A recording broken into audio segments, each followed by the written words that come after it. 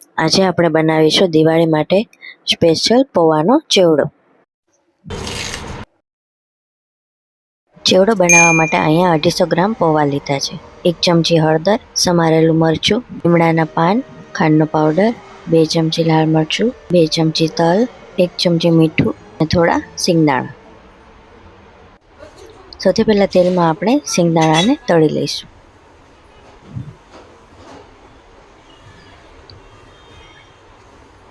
સિંગદાણા તળાઈ જાય એટલે એને સાઈડમાં મૂકી દઈશું.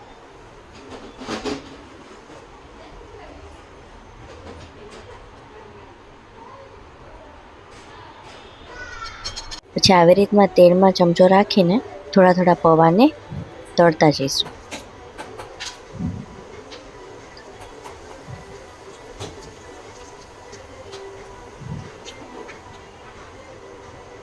ધીરે ધીરે કરીને બધા પૌવાને આવી રીતના તળી લઈશું.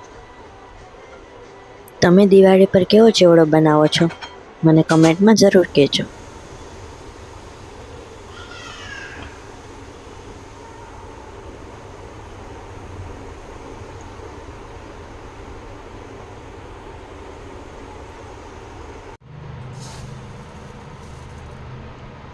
પૌવા તળાઈ જાય એટલે એમાં મરચાં અને લીમડાનો વઘાર એડ કરીશું. આવી રીતે તેલમાં લીમડાના પાન અને મરચાં એડ કરી દઈશું. મરચાંને એકદમ સરસ ક્રિસ્પી થવા દેવાના છે. કાચા રહેશે તો પછી ચેવડો લાંબો સમય સુધી નહીં રહે.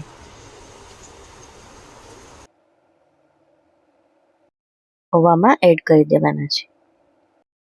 પછી તળેલા સિંગદાણા, હળદર, લાલ મરચું, મીઠું, તલ અને બુરું એડ કરીશું અને બધાને સરસ રીતે મિક્સ કરી લઈશું.